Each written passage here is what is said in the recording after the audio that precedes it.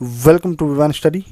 आज है 23 अगस्त 2020 और 23 अगस्त 2020 तक जितने भी most important top 10 current affairs बनते हैं उन पर हम डिस्कशंस करेंगे और इनसे रिलेटेड जो भी फैक्ट और तथ्य बनेंगे उन पर भी हम चर्चा करेंगे। तो पूरा वीडियो ध्यान से देखिएगा। अगर आपको वीडियो अच्छा लगता है, कंटेंट हेल्पफुल लगता है तो चैनल को जरूर सब्सक्राइब करें। साथ ही साथ बेल आइकन प्रेस कर लें ताकि जैसे ही हमारे पास से नेक्स्ट डेली करंट अफेयर्स की वीडियो अपलोड हो उसकी लेटेस्ट नोटिफिकेशन और अपडेट सबसे पहले आप तक पहुँचे। और अगर आपने हमारे चैनल को पहले से सब्सक्राइब कर लिया है तो चैनल को ज़्यादा से ज़्यादा अपने फ्रेंड्स, अपने दोस्तों को शेयर करें। और आज की जो करंट अफेयर है इसकी पीडीएफ फाइल आप हमारे डिस्क्रिप्शन बॉक्स से डाउनलोड कर सकते हैं, वहाँ पे लिंक प्रोवाइड की गई है। पीडीएफ फाइल आप हमारे टेलीग्राम ग्रुप से भी डाउनलोड कर सकते हैं। तो चलिए बढ़ते हैं आज की करंट अफेयर पर। और आज की करंट अफेयर का सबसे इंपॉर्टेंट क्वेश्चन, पहला क्वेश्चन है लेकिन सबसे इंपॉर्टेंट क्वेश्चन है दोस्तों। तो भारत में अपने कारपोरेट ग्राहकों के लिए किस बैंक ने हाल ही में ग्रीन डिपॉजिट प्रोग्राम लॉन्च किया है? तो ग्रीन डिपॉजिट प्रोग्राम लॉन्च करने वाला कौन सा बैंक है? तो उसका करेक्ट आंसर हो जाएगा ऑप्शन डी, HSBC बैंक। यहाँ देख सकते हैं आप डिटेल्स।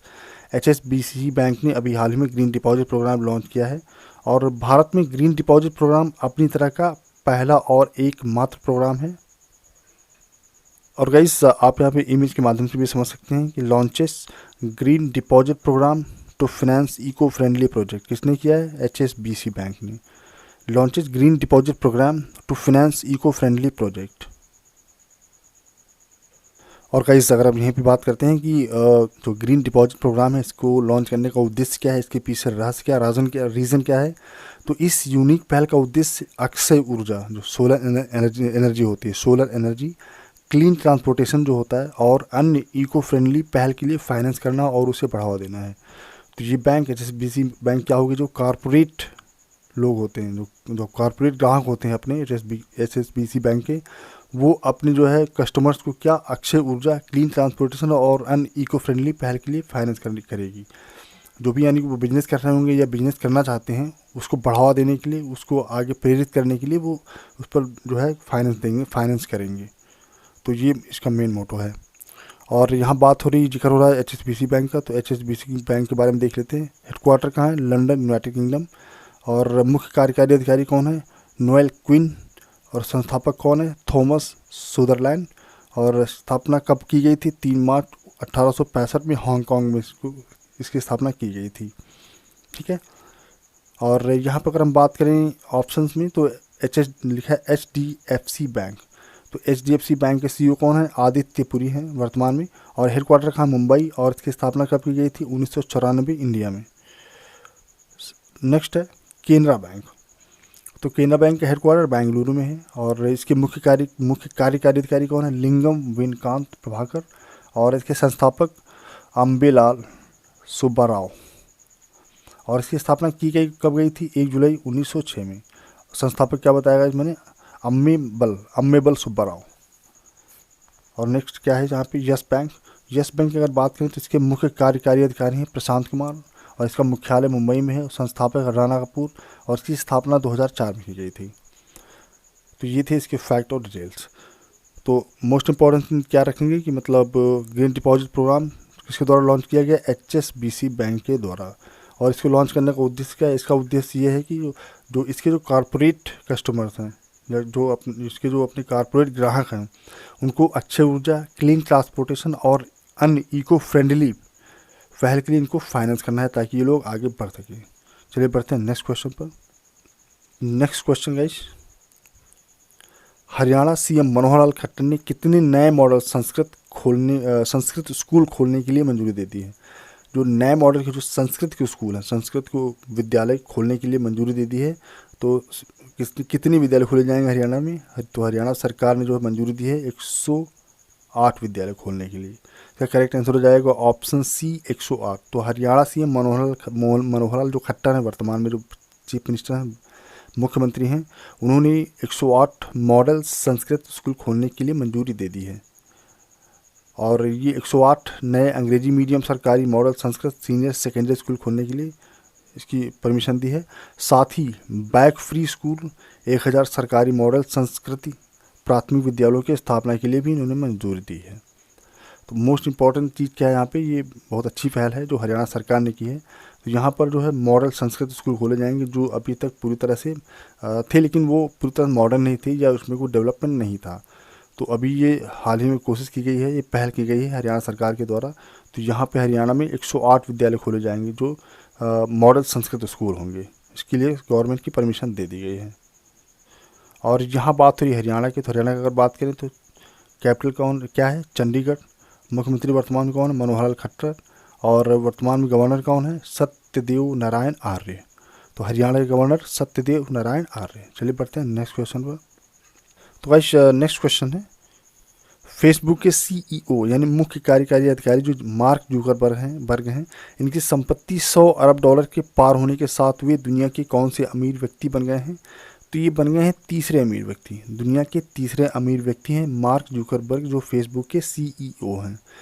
तो जुकरबर्ग की संपत्ति जो वर्तमान में $100 अरब के पार होने के साथ वे दुनिया के तीसरे सबसे अमीर व्यक्ति बन गए हैं।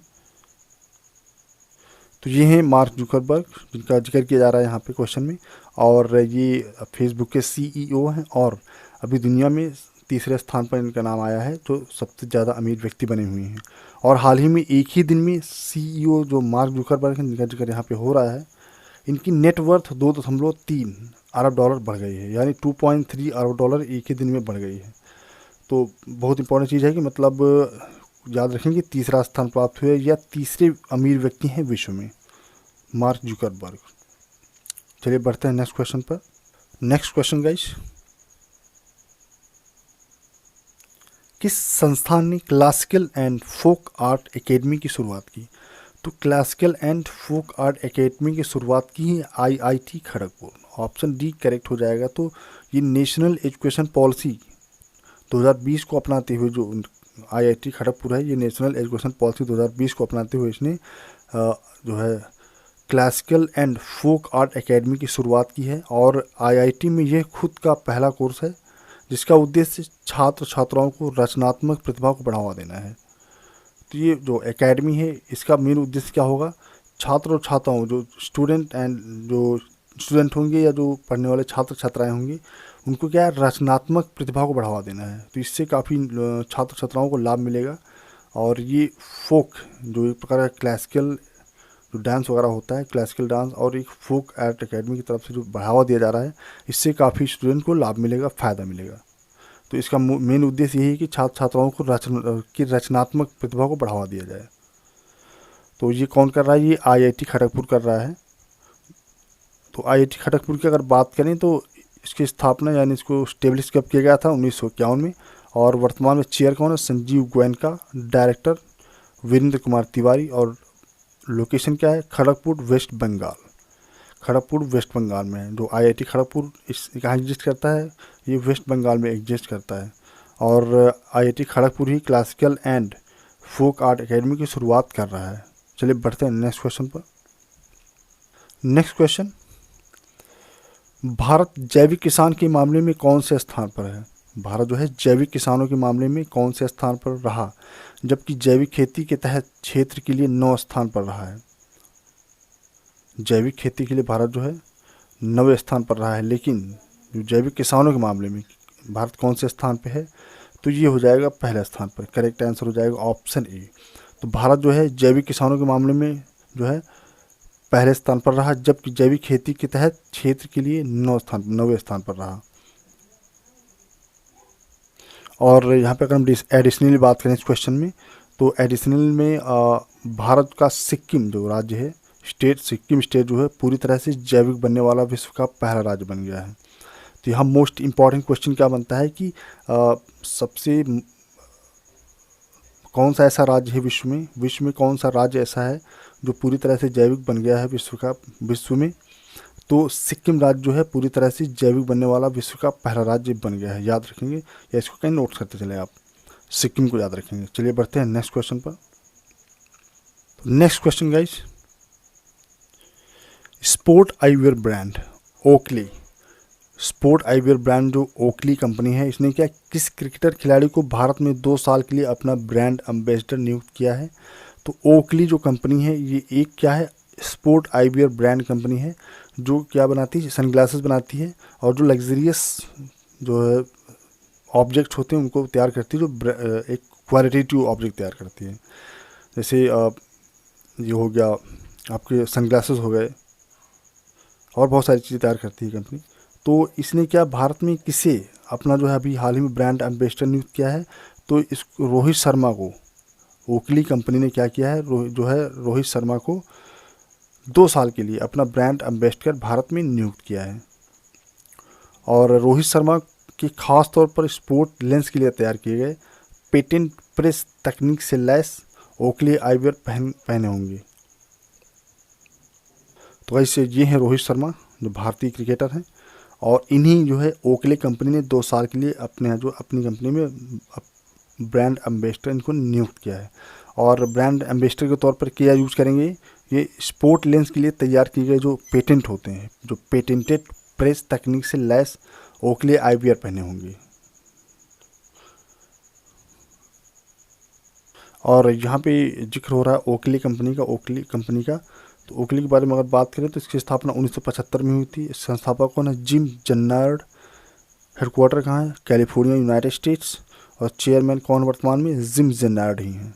और फाउंडर और चेयरमैन दोनों जिम जन्नार्ड ही हैं। ठीक है, चलिए बढ़ते हैं नेक्स्ट क्वेश्चन पर। तो नेक्स्ट क्वेश्चन गाइस, भारत का कौन सा राज्य एनआरए स्कोर के आधार पर राज्य के युवाओं को सरकारी नौकरी देने का फैसला करने वाला भारत का पहला राज्य बन गया है? तो एनआरए के स्कोर के आधार पर, जो एनआरए स्कोर के आधार पर अगर हम बात करें कि एनआरए क्या है, तो गाइस एनआरए एक जो है टेस्टिंग एजेंसी है जो गैर राजपत्रित पदों के लिए प्रीलिम्स एलिजिबिलिटी परीक्षा आयोजित करने के लिए जिम्मेदार होती है। और इसमें क्या होता है कि सरकारी क्षेत्र के बैंकों जैसे आईबीपीएस है, रेलवे की आरआरबी जॉब्स हैं, और एसएससी नौकरियों में बैंकिंग की नौकरियां शामिल हैं। तो ये क्या करता है? ये एक प्रकार की टेस्टिंग एजेंसी है जो गैर राजपत्रित पदों के लिए जगह निकालती है और सिलेक्शन करती है। तो इसे बोलते हैं एनआरए। तो मध्य प्रदेश जो है राज्य जो है उसमें एनआरए स्कोर के आधार पर राज्य के युवाओं को सरकारी नौकरी देने का फैसला करने वाला देश का पहला राज्य बन गया है। अब से राज्य के युवाओं को राज्य में सरकारी नौकरियों के लिए कोई अलग से परीक्षा नहीं देनी होगी। एनआरए के माध्यम से ही सारी प्रक्रियाएं संपूर्ण करा ली जाएंगी। तो यहाँ बात हो रही है मध्य प्रदेश की, क्योंकि ये इसका करेक्ट आंसर हो जाएगा मध्य प्रदेश, क्योंकि एनआरए जो है हो रहा है ये स्कोर के आधार पर राज्यों को सरकारी नौकरी देने का फैसला कर लिया है। तो ये मध्य प्रदेश राज्य ने जो है ये फैसला किया है जो अभी हाल ही में। और मध्य प्रदेश की अगर हम बात करें तो ये मध्य प्रदेश है।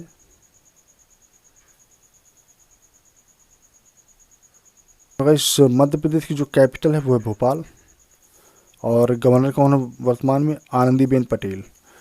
तो ये इनको एडिशनल चार्ज, जो आनंदीबेन पटेल हैं इनको एडिशनल चार्ज मिला हुआ है, क्योंकि अभी ये जो है वर्तमान में जो पूरी तरह से जो पूरी तरह से वर्क कर रहे हैं किसी स्टेट के लिए, ये उत्तर प्रदेश के लिए वर्क कर रहे हैं, जो ये उत्तर प्रदेश की गवर्नर हैं।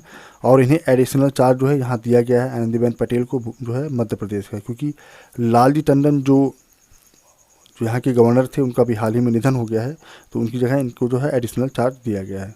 और चीफ मिनिस्टर कौन है मध्य प्रदेश के? तो शिवराज सिंह चौहान। चलिए बढ़ते हैं नेक्स्ट क्वेश्चन पर। नेक्स्ट क्वेश्चन, किस देश की ओलंपिक चैंपियन युगल बैडमिंटन खिलाड़ी आयका ताकासाही ने संन्यास की घोषणा की है? तो आयका ताकासाही किस कंट्री से हैं जिन्होंने अभी हाल ही में चैंपियन युगल बैडमिंटन से संन्यास लेने की घोषणा की है? तो आयका ताकासाही ये हैं जापान से। करेक्ट आंसर हो जाएगा ऑप्शन ए जापान। तो ओलंपिक चैंपियन युगल बैडमिंटन खिलाड़ी आयका ताकासाही ने संन्यास की घोषणा की है जो जापान से हैं। और उन्होंने वर्ष 2016 में, तो ये हैं आयशा ताकासाही, ठीक है। और इन्होंने ही वर्ष 2016 में रियो ओलंपिक के युगल वर्ग में अपनी जोड़ीदार मिसाकी मत्सुतोमो के साथ गोल्ड मेडल जीता था। साथ ही उन्होंने 2 बार एशिया बैडमिंटन चैंपियनशिप और ऑल इंग्लैंड खिताब भी जीता हुआ है। तो अभी हाल ही में जो है आयका ताकासाही ने कुछ पर्सनल प्रॉब्लम होने के कारण, कुछ की पर्सनल प्रॉब्लम होंगी उसके कारण उन्होंने जो है अभी हाल ही में जो है संन्यास लेने की घोषणा की है। तो ये किस देश की? ये जापान की हैं। तो अगर जापान की बात करें यहाँ पे, तो कैपिटल क्या है? टोक्यो। और यहाँ के सम्राट कौन है जापान के? नारुहितो। और प्राइम मिनिस्टर कौन है? Shinzo Abe. और करेंसी क्या चलती है? जैपनीज येन। और लैंग्वेज क्या है? जैपनीज। चलिए बढ़ते हैं नेक्स्ट क्वेश्चन पर।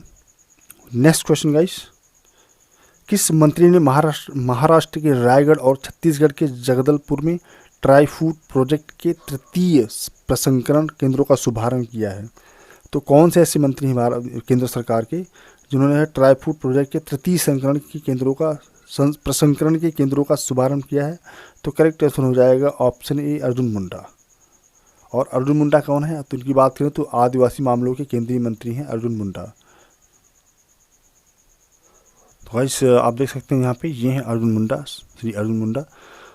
और इन्होंने जो है रायगढ़ महाराष्ट्र और जगदलपुर छत्तीसगढ़ में ट्राई फूड प्रोजेक्ट के तृतीय प्रसंस्करण केंद्रों का वस्तुतः शुभारंभ किया है। और ट्राई फूड परियोजना को जो है द्वारा खाद्य प्रसंस्करण, ऐसे कह सकते हैं कि ट्राई फूड परियोजना को आदिवासी मामलों के केंद्रीय मंत्री द्वारा खाद्य प्रसंस्करण उद्योग मंत्रालय के सहयोग से चलाया जाएगा। और इसे tribal co operative marketing development federation of India द्वारा लागू किया गया है। तो मोस्ट इम्पॉर्टेंट चीज़ है ये है इसमें कि जो है इस जो प्रोग्राम चलाया जा रहा है ट्राई फूड, इसको किसके द्वारा लॉन्च किया गया? इसको लॉन्च किया गया है अर्जुन मुंडा के द्वारा, ठीक है। और ये कौन सा प्रसंस्करण था, ये कौन सा संस्करण था? ये तृतीय संस्करण था जो स्टार्ट किया गया, इसका शुभारंभ किया गया है अर्जुन मुंडा के द्वारा, ठीक है। चलिए बढ़ते हैं नेक्स्ट क्वेश्चन पर। तो नेक्स्ट क्वेश्चन है, किस राज्य या केंद्र शासित प्रदेश की पुलिस ने एक संकल्प बुजुर्गों के नाम अभियान शुरू किया है? तो किस केंद्र शासित या किस राज्य ने शुरू किया है? तो इसका करेक्ट आंसर हो जाएगा ऑप्शन डी, मध्य प्रदेश। तो ये पहल मध्य प्रदेश ने की है, एक संकल्प और बुजुर्गों के नाम। तो मध्य प्रदेश राज्य में जो अभी कोरोना पैंडेमिक चल रहा है, तो पूरे भारत में चल रहा है, पूरी दुनिया में चल रहा है, लेकिन मध्य प्रदेश की यहाँ पे बात की गई है। तो मध्य प्रदेश में जो पैंडेमिक के मध्य में छतरपुर पुलिस द्वारा एक अनूठा अभियान, एक संकल्प बुजुर्गों के नाम शुरू किया गया है। और अगर इसकी बात करें, इसका कारण क्या है या इसका रीज़न क्या है चालू करने का, उद्देश्य क्या है? तो मध्य प्रदेश राज्य में कोरोना संक्रमण के बीच, जो कोरोना पैंडेमिक चल रहा है, इन्फेक्शन चल रहा है, इसके बीच छतरपुर पुलिस द्वारा एक अनूठा अभियान, जैसे मैंने बताया, चालू किया गया है। और यह एक संकल्प बुजुर्गों के नाम यानी बड़ों के लिए प्रतिबद्धता चलाया जा रहा है। ये बड़ों को सेव करने, बड़ों की सुरक्षा करने, बड़ों का सम्मान करने के लिए प्रतिबद्ध है ये प्रोग्राम। और यह महाअभियान वैश्विक महामारी के दौरान घरों में अकेले रहने वाले बुजुर्गों के लिए एक वरदान साबित हो रहा है। क्योंकि होता क्या है कि जो ओल्ड लोग होते हैं, जो सीनियर सिटीजन होते हैं, उनके जो बच्चे होते हैं या उनको छोड़ देते हैं या उनको अपने पास नहीं रखते हैं, तो वो क्या करते हैं, बेचारे अकेले ही अपने घरों पर रहते हैं। तो इस महामारी में जो बुजुर्ग अकेले हैं अपने घरों में, उनके लिए ये जो है योजना वरदान साबित हो रही है। और घरों में अकेले रहने वाले बुजुर्गों के लिए एक वरदान साबित होना अच्छी बात है, क्योंकि उससे काफ़ी हेल्प मिल रही है। इस अभियान में पुलिस बुजुर्गों से लेकर उनके स्वास्थ्य तक का ध्यान रख रही है। स्वास्थ्य के साथ साथ खाने पीने का भी ध्यान रख रही है, ताकि किसी भी बुजुर्ग को किसी भी प्रकार की जो है परेशानी ना हो इस महामारी के समय। तो ये एक बेस्ट टाइप की पहल की है मध्य प्रदेश ने। तो गाइस मध्य प्रदेश के बारे में मैंने अभी पिछले क्वेश्चन में आपको डिटेल में दिखाया था, एक बार यहाँ रिपीट कर लेते हैं, रिवीजन कर लेते हैं। तो कैपिटल क्या है? भोपाल। गवर्नर कौन है? आनंदीबेन पटेल, जो एडिशनल चार्ज लिया हुआ इन्होंने। चीफ मिनिस्टर कौन है? शिवराज सिंह चौहान। चलिए बढ़ते हैं नेक्स्ट क्वेश्चन पर। नेक्स्ट क्वेश्चन है, फ्रांसिस्को आसू को किस देश के प्रधानमंत्री के रूप में नियुक्त किया गया है? तो करेक्ट आंसर हो जाएगा इक्वेटोरियल गिनी। तो फ्रांसिस्को आसू को जो है इक्वेटोरियल गिनी का जो है प्रधानमंत्री नियुक्त किया गया है। और फ्रांसिस्को आसू को जो है बनाया गया है प्रधानमंत्री, और यह आसू का पीएम के रूप में लगातार तीसरा कार्यकाल है, यानी तीसरी बार लगातार ये वहाँ के प्रधानमंत्री बने हैं, कहाँ के? इक्वेटोरियल गिनी के। और उन्हें पहली बार 2016 में इक्वेटोरियल गिनी का पीएम नियुक्त किया गया था 2016 में, और अभी 2021 चल रहा है, तो ये तीसरी बार ये चुने गए हैं। तो अगर हम बात करें इक्वेटोरियल की,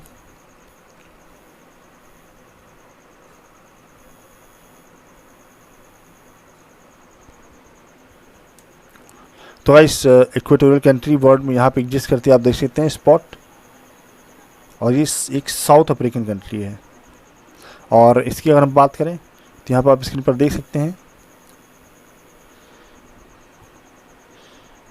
इसकी कैपिटल क्या है? मालाबो।